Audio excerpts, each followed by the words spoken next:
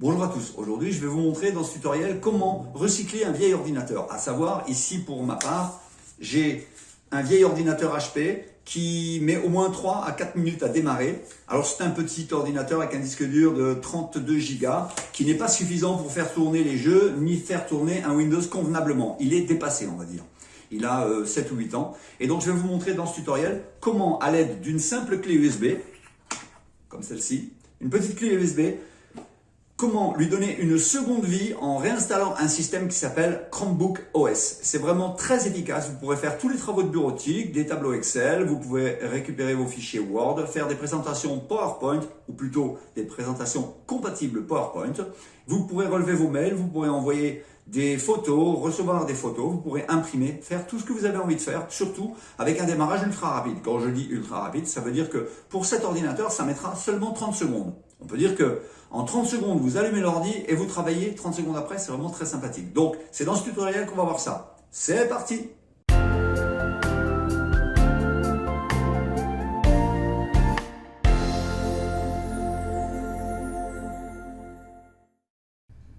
En tout premier lieu, je vous invite à vous rendre sur la page de ce site, neverware.com.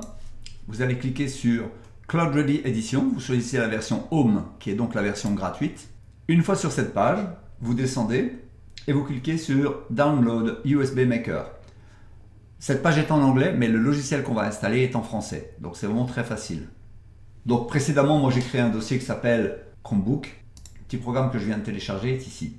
Je vais donc mettre ma clé USB sur l'ordinateur, qui devrait être identifiée. On entend le bruit caractéristique qui atteste de la présence d'une clé. Alors veillez bien à ce qu'elle fasse au moins 8 Go et surtout que vous puissiez effacer tout ce qu'il y a dedans. Donc moi, je me sers très souvent de cette clé, je vais l'effacer sans aucun problème. Je vais donc cliquer sur Cloud Ready USB Maker.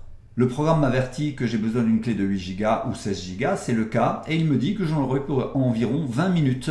Je fais Next. Il me dit que toutes les données vont être effacées. Et là, il me précise bien le nom de ma clé USB. Au cas où j'en aurais plusieurs, moi je n'en ai qu'une seule. Je clique dessus et je fais Next.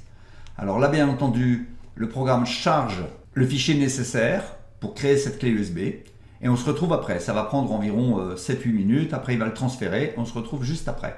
Voilà, c'est fini. Ma clé vient d'être achevée. Je vais la vérifier. Elle est ici. Il y a donc deux programmes, enfin il y a donc deux dossiers, EFI et SYS Linux. Je vais laisser ça. Et maintenant, il ne me reste plus qu'à prendre cette clé USB pour installer Chromebook OS sur le petit ordinateur que je vous ai montré au début. Je vais donc insérer la clé USB que j'ai préparée. Et selon le modèle de votre ordinateur, il y a une touche pour pouvoir démarrer sur la clé USB. Ce qui me concerne, c'est la touche F9. Je vous invite à aller sur le site du constructeur pour trouver l'information qui vous permettra de démarrer depuis une clé USB. Je démarre et je tapote la touche F9. Ça me fait apparaître un menu qui me propose donc effectivement de démarrer normalement ou de démarrer sur la clé Kingston Data Traveler. Je vais valider cette option. Vous avez un message Cloud Ready qui s'affiche. Je suis donc en train de démarrer sur la clé USB une version provisoire de Cloud Ready qui va me permettre de mettre mon mot de passe, mais surtout d'activer le Wi-Fi pour pouvoir installer la version définitive. Pour faire simple, ce que je suis en train d'installer est une version provisoire qui démarre uniquement sur la clé USB. Ça veut dire que si jamais ça ne me convenait pas, je pourrais revenir en arrière simplement en la débranchant. Donc je ne touche pas à mon ordinateur pour le moment. Ça démarre dans la mémoire. Voilà. Cet ordinateur ici me propose un nom. Alors ça c'est mon nom que j'ai déjà essayé tout à l'heure. Je vais mettre mon mot de passe. Nous arrivons donc sur une version provisoire de Cloud Ready. Ici en bas à droite, vous avez les possibilités de régler votre Wi-Fi. Moi, je me suis réglé sur mon réseau. Et ici, vous avez la possibilité de cliquer sur Install OS. Alors cette procédure, elle va réellement effacer votre disque dur. C'est cette procédure-là qui va prendre une vingtaine, voire une trentaine de minutes. Donc ça, considérez que ça va effacer votre disque dur et que ça va installer le logiciel que j'essaye actuellement d'une manière provisoire. Je vais donc le faire et on se retrouve juste après. Je vais donc à présent démarrer ce petit ordinateur en ayant pris soin de débrancher la clé USB.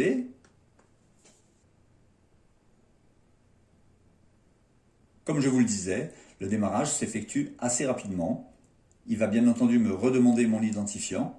J'ai oublié de vous préciser qu'il fallait impérativement un compte Gmail pour pouvoir utiliser cet ordinateur.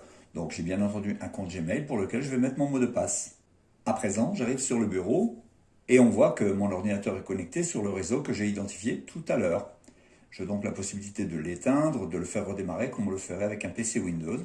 Alors là où on va pouvoir utiliser l'ordinateur et on va comprendre à quoi servent les emails de chez Gmail, c'est que si vous avez un navigateur Chrome sur votre ordinateur et que vous avez mis votre identifiant, ce qui est mon cas, vous allez retrouver tous vos favoris de la même manière qu'ils sont sur votre smartphone, sur votre ordinateur, que ce soit un Mac ou un PC.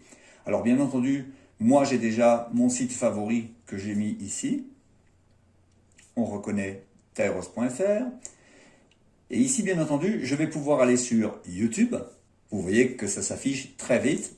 Je peux aller ici relever mes emails. Je peux créer des feuilles de type Excel, des documents de type Excel qui vont être sauvegardés. Alors, tous ces documents que vous avez ici sont sauvegardés sur Internet. Ils ne sont pas sur votre PC. Ils ne sont pas sur cet ordinateur. L'avantage, c'est que si vous coupez le courant, les documents sont sauvegardés automatiquement.